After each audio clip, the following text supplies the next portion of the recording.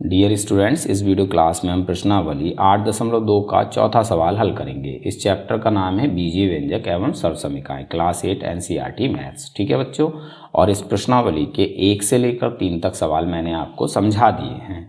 अगर आपने इन सवालों को नहीं देखा है तो मैं इन सवालों के लिंक इस वीडियो के डिस्क्रिप्शन में दे रहा हूँ, आप इन तीनों सवालों को भी देख सकते हैं। ठीक है बच्चों, तो चलिए फटाफट से इस वीडियो क्लास को शुरू करते हैं। तो बच्चों, चौथा सवाल हमें दिया है, ऐसे घना आकार बक्सों का आयतन ज्ञात कीजिए जिनकी लंबाई, चौड़ाई और ऊंचाई क्रमशः निम्नलिखित हैं। देखो बच्चों, बहुत ही आसान सवाल है। इस सवाल के हमें ये 4 भाग दे रखे हैं। ठीक है बच्चों, और बच्चों हर एक भाग में हमें एक एक बक्स की लंबाई, चौड़ाई और ऊंचाई दी हुई है। हमें करना क्या है, हमें इन बक्सों का आयतन ज्ञात करना है। ठीक है बच्चों, तो चलिए शुरू करते हैं पहले भाग से। तो देखो बच्चों, पहले भाग में यानी फर्स्ट पार्ट में हमें क्या दिया है, हमें दिया है 5 1, 3 1 की घात 2, 7 1 की घात 4। तो फर्स्ट पार्ट में 5a बक्स की लंबाई हो जाएगी, 3 1 की घात 2 बक्स की चौड़ाई हो जाएगी और 7 1 की घात 4 ये हो जाएगी बक्स की ऊंचाई। ठीक है, तो इस बक्स का आयतन क्या हो जाएगा बच्चों, आयतन हो जाएगा लंबाई गुणा चौड़ाई गुणा ऊंचाई। ठीक है, चलिए फटाफट से मान रख लेते हैं। तो यहाँ पर बक्स की लंबाई हो जाएगी बच्चों 5a, ठीक है, गुणा चौड़ाई हो जाएगी 3 1 की घात 2 गुणा ऊंचाई हो जाएगी 7 1 की घात 4। ठीक है बच्चों, अब फटाफट से इसको सॉल्व कर लेते हैं। तो देखो बच्चों, 5a को हम लिख सकते हैं 5 गुणा a, ठीक है, फिर गुणा 3 1 की घात 2 को हम लिख सकते हैं 3 गुणा 1 की घात 2 गुणा 7 1 की घात 4 को हम लिख सकते हैं 7 गुणा 1 की घात 4। अब यहाँ हमें क्या करना है, संख्याओं की गुणा कर लेनी। ठीक है, तो 5 गुणा 3 गुणा 7, 5 गुणा 3 गुणा 7, बचेगा क्या बच्चों, बचेगा a गुणा 1 की घात 2 गुणा 1 की घात 4, a गुणा 1 की घात 2 गुणा 1 की घात 4। तो यहाँ से बच्चों हमें क्या मिल जाएगा, यहाँ से हमें मिलेगा 5 × 15, 15 सत्ते 105 और गुणा में है a गुणा 1 की घात 2 गुणा 1 की घात 4।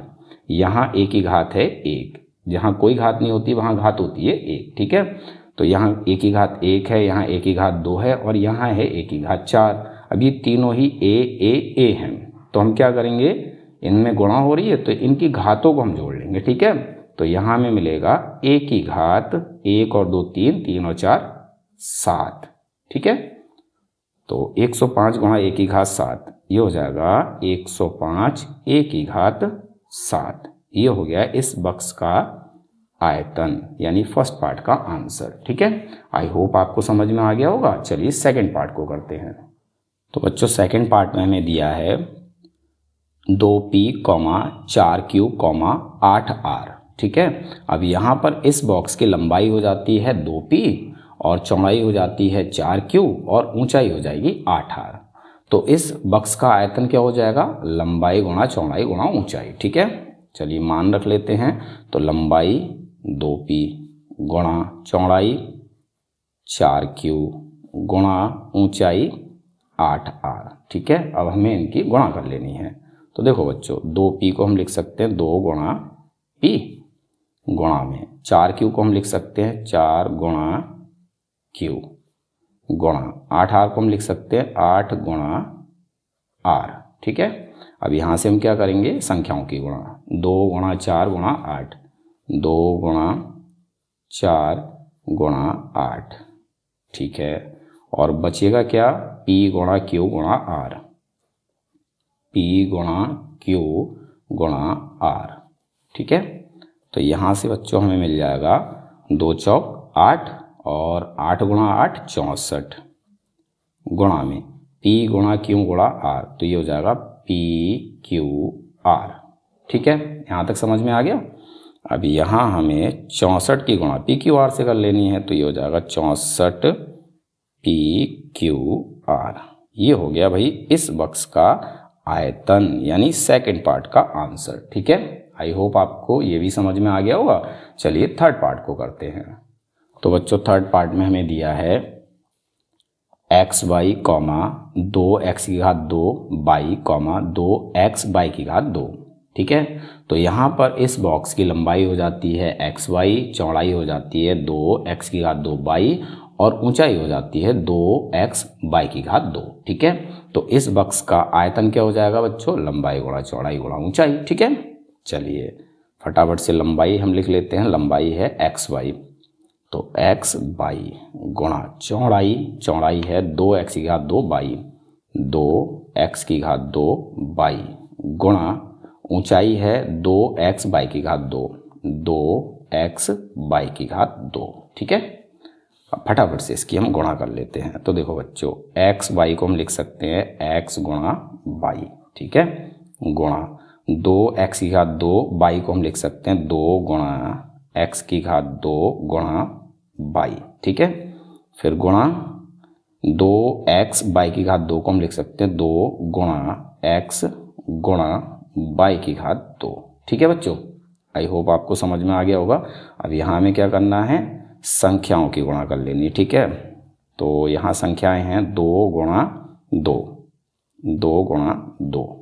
ठीक, अब क्या क्या बच गया, बच गया x गुणा बाई गुणा x की घात 2 गुणा बाई गुणा x गुणा बाई की घात 2। तो सबसे पहले x को लिखो, x गुणा x की घात 2 गुणा x, x गुणा x की घात 2 गुणा x। ठीक है, फिर लिखो बाई को, तो बाई गुणा बाई की घात 2, बाई गुणा बाई की घात 2। ठीक है, अब फटाफट से गुणा कर लो।